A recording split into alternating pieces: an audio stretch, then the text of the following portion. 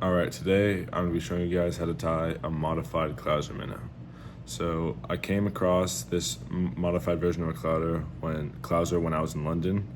I picked it up at Farlow's. I wanted to go because I couldn't really fish there. There was a crazy crappie bite going on back in my hometown of New York City.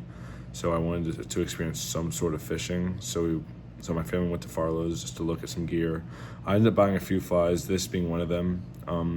I feel like it's a great modified version because there's no material on this backside to pick up gunk off the bottom of whatever body of water that you're fishing. It still flows very naturally, and this pattern right here primarily includes flashabou and bucktail, plus some shine here and dumbbell eyes. So all you need for this pattern is obviously a hook. I'm using a 3x shank size 8. You need dumbbell eyes. I have these right here. These are 3/16 ounce. I got these from Perfect Hatch. They have a ton of colors and a ton of sizes. I would highly recommend going there if you're trying to look for some. You need some sort of flashabou like this. So this is a green color right here. I've also used a pearl as well. Both work fine. They both work great. You're going to need flash. So this is a pearl crystal flash. You're also going to need black crystal flash because we're going to be tying this in a black color. And then you're going to need your tail material. So I'm using a hairline craft fur. Bucktail works really well for this as well. It's really just your personal preference and what you have on hand. So let's get to tying. All you're going to want to do to start off here is just create a little thread base, maybe an inch behind the hook, the eyelet. So you're gonna come here, snip our tag ends, and I'm not gonna wrap all the way back. I don't feel like that's really necessary right now because all we're gonna be doing is just attaching our eyes right here. So measure out what feels good. So this feels pretty good to me. And this is a little bit of a tricky part. What you're gonna do is just wrap in a figure 8 style loop to secure these eyes. So it's a little bit hard at first, but you really do get the hang of it after a while.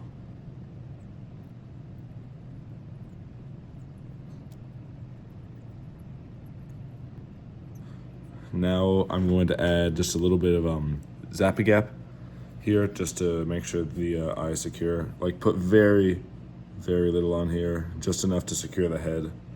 Make sure the thread stays in place. And I'm gonna skip ahead to after this is dried.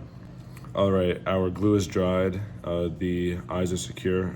They're pretty locked in place here. So now we're just gonna take our thread all the way to the bend of the hook. So every good fly tire, when they're like especially if you're selling like me, you want to have some sort of like mechanical tell for like where you want to keep consistency in your flies. So I always stop right at the barb here, as you can see.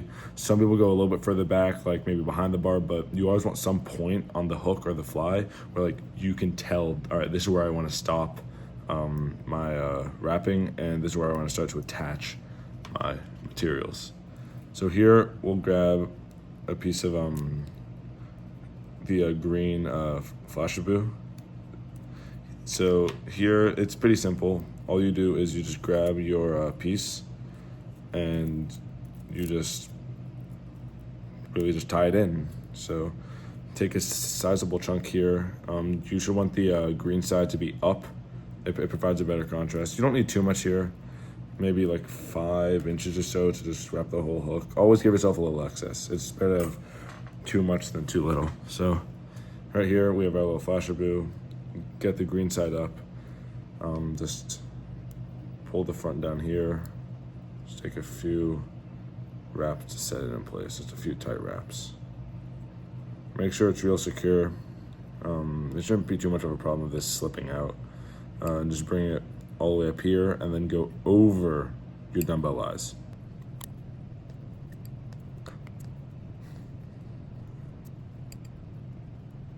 When you get to around the neck of your fly, give it maybe 1 extra wrap and then just pull it over here. And then we will take our thread and just cinch tight. Once you get it tight, I just like to cut my flash right away. And then from here, just sort of secure it down best you can. Try and cover up most of the ends over the front of it, as you want a completely black nose for this one.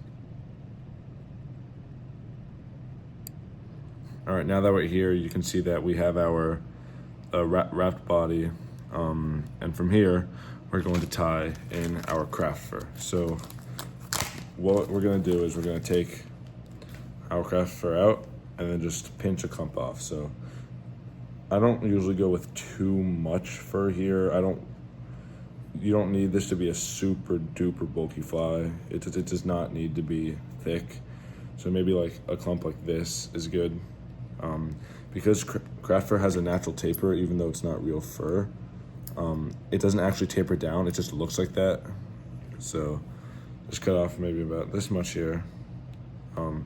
I like to take my dubbing brush here and just scoop out all of the under fur, I guess, all of the extra little brush that's left over, and then I'll measure it out. So because this is a Clouser minnow, we are going to pull our materials up over the bottom, because this is a jig streamer. It's going to be fished upside down. So I'll pull it to about here. 1 wrap, 2 wrap, 2 loose wraps. Please have these wraps loose so then you can position your materials to where you want them to. A bunch of tight wraps to get it down tight. Trim your tag ends. Just make sure it's clean off the front here. You don't want too much stuff sticking out. It's not too important because you can just wrap over it, create a big head. A big head is a part of this fly, so don't be worried about it, all right? So now that we've done that, as you can see, we have our tail here at the front. It's shiny. Now this is where we add our flash. So first, I'll usually come in with my crystal flash, my pearl crystal flash here, so I can build my black crystal flash on it later. You can use any colors you like. It's just personal preference. I think the white complements the black very well, creates a nice contrast. Here, I take 1 crystal flash fiber and then I double it over to create like 2. This is a great save on your fibers. You don't need 2 long, super long pieces. You can just double it over and then trim them. I like to pull the first 2 pearl pieces I tie down the side. It just silhouettes the body well, and it looks nice. So here, it's been pulled down the side. I'll measure to length, cut a little bit less than body length, and trim. If they splay out like that, it's completely fine. Just remember, crystal flash, when it gets in the water, it's gonna narrow out like this. So you'll be fine. So now we still have flash left. We still have 2 strands if you doubled it over. So I'll take that and then tie that in directly over the bottom this time. I really want it to lay down flat, just directly over the bottom. So then on the very bottom of the streamer, it's just nice and shiny.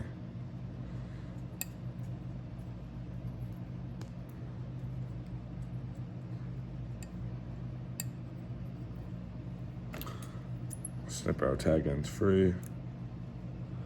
Now we just have the flash. Trim this to length again, right there. And I will actually save these leftover pieces because they're perfect length to tie another. I can just totally just go ahead and just add them to my other patterns whenever I'm tying these in bulk. You can also save them for any other patterns that you're tying. Just try to save materials if you can. It's just always better to. Next, we'll tie our black crystal flash in. This doesn't really add as much flash. This adds more texture, but it still does add flash because, after all, it's flash. Long piece again here, and we're just gonna do the same exact thing. We're gonna double it over, measure it out, and just tie it in.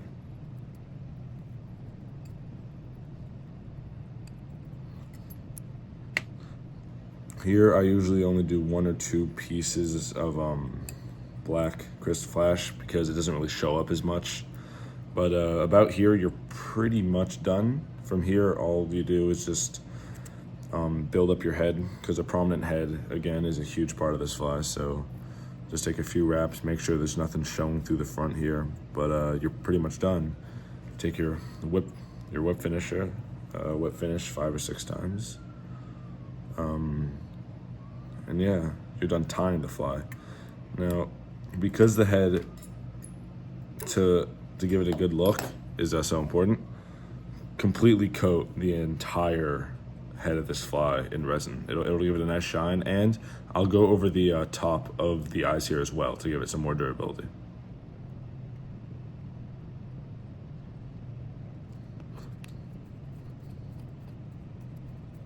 And there we go. We have the prospect Clouser, as I like to call it. I know that the eyes are a little bit big for this pattern, but I like to fish these real deep in my ponds near me, so it's just better for me to have bigger eyes. I do sell this fly on my site, so if you guys want to pick some up, just check out my site. I'll link it in the description. I hope you guys enjoyed this tutorial, and hope you can catch some fish off of these. I'll see you next time, and if you have any questions, ask me down in the comments, and drop a follow if you feel like it.